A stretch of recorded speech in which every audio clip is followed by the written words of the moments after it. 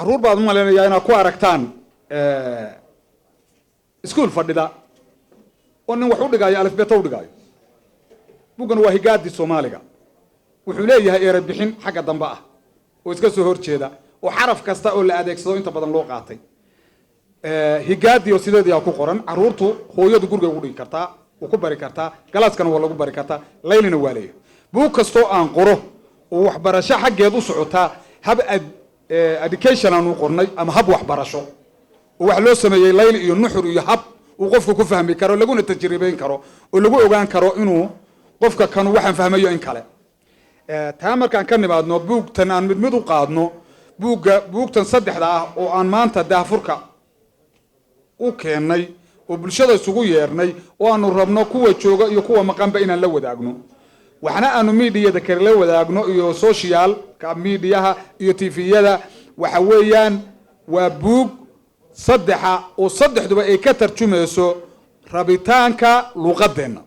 iyo dadnimadeena iyo wadaniyadeena. buugga waa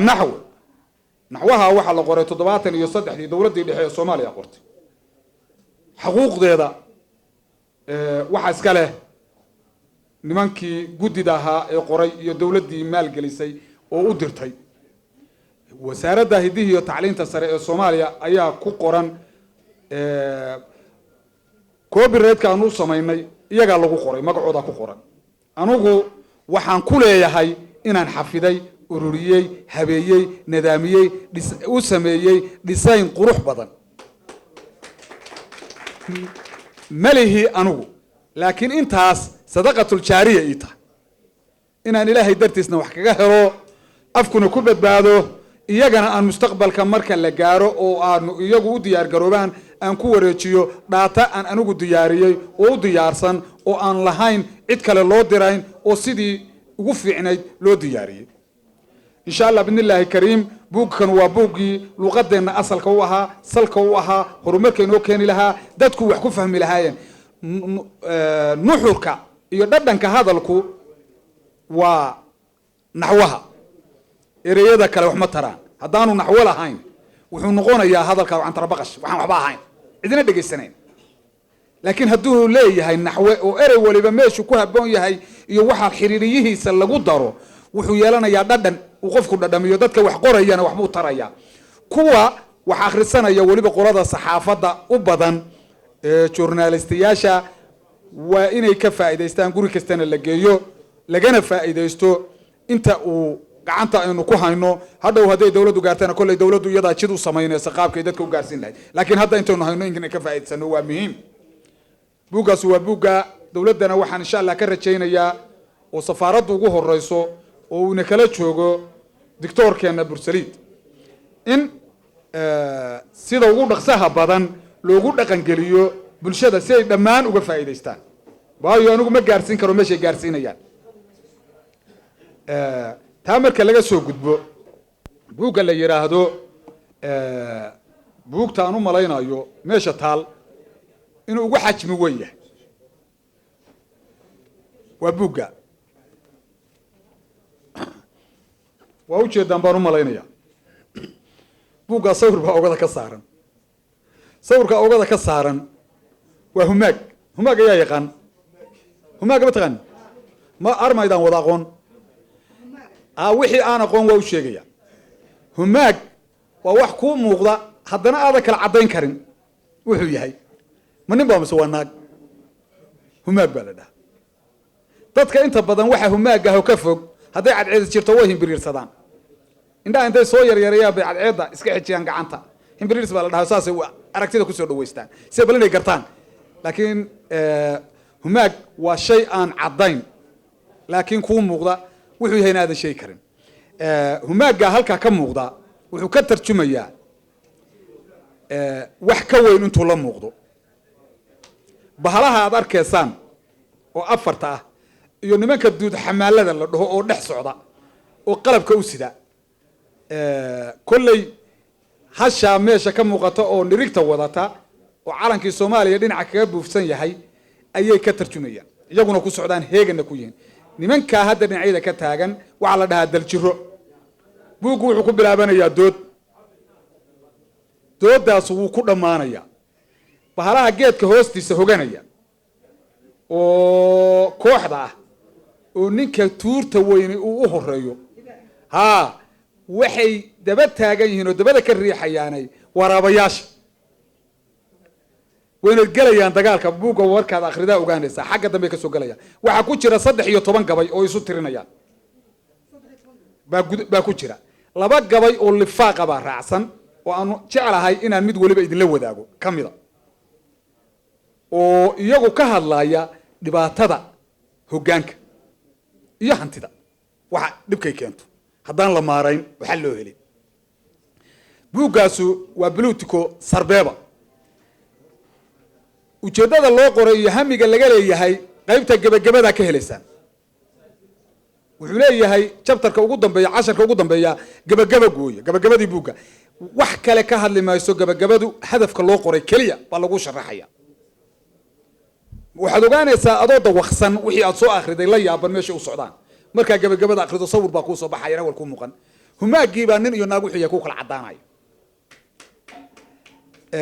buugga kanu waa wadani guud ahaan wuxuu xarbaarsan yahay sarbeeb fara badan oo haddaad akhridaan aan u malaynayo inuu dad badan dhaxal u noqonayo kelmado badan oo ku jira oo ay qaybtood mahmaha isu bedelayaan buuggu maha hadal waa maanso si u dhan yahay laakiin maansadii baa laba ahoo maansana waa mid naaxiyad leh sida gabayada iyo heesaha iyo loo sameeyo cod lagu qaado midna waa qaab sida jacburkii u dhacaya laakiin eraya iska mida oo isku xaraf ka bilowdo bay ku dhacayaan buuggan buugu eg baa soo socda laakiin ka duwan oo ciwaankiisa la dhoosagana bahalaha ku sawiran iscunaayo oogada laakiin gudaha waxa ku jira sawirro fara badan magaalooyin burburay oo bahala isku haystaan oo dhareerka daadinayaan oo lafa burursanayaan baad ku arki doontaan iyo dad lafahood oo tuunsan buugga kale insha Allah inaan soo daabacnana waa jecelnahay waa kullayba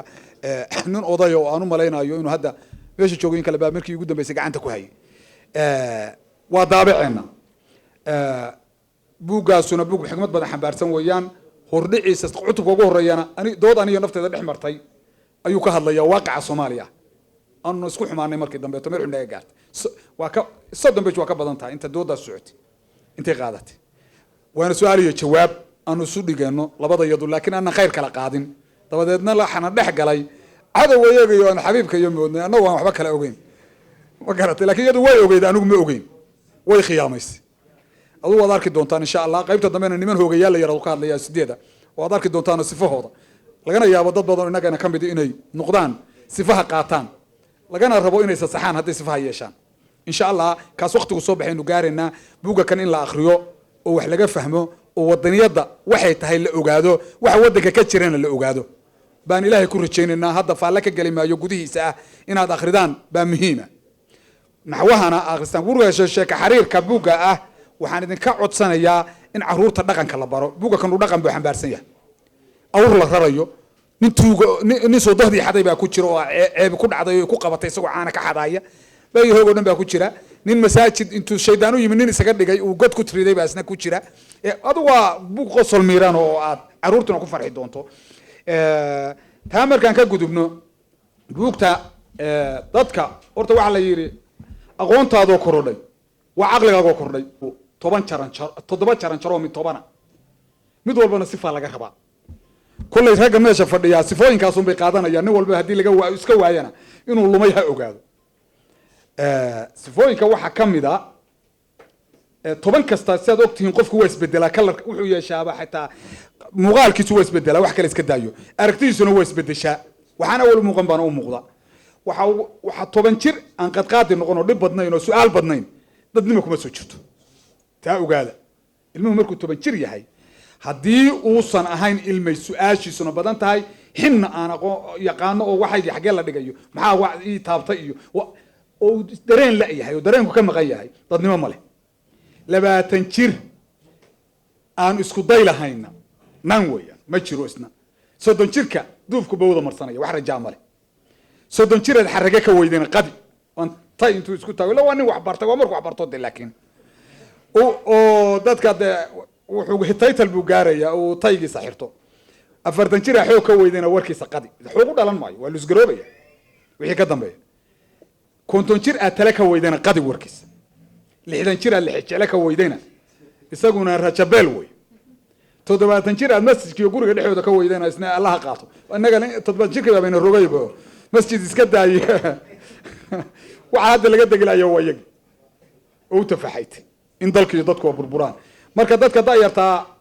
waxaan kula talinayaa inay aqoontooda dhisaan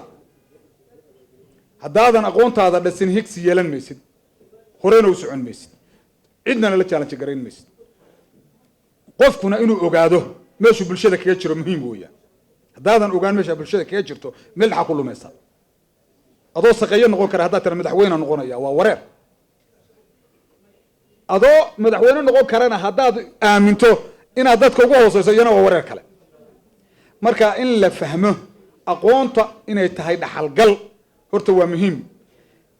luqadda af Soomaaligu waxay ka mid tahay luqadaha ugu hodansan oo xaqiiqda markaynu ka hadalno marka ay capacity iyo baaxadda ay leedahay markaan eegno waxaan oran karnaa waxay ka mid tahay anigu luqadda carabiga kullay inkastoo laga badiyo carabiga anigu waa suuqi baan ku bartay carabahaasan ku raagayo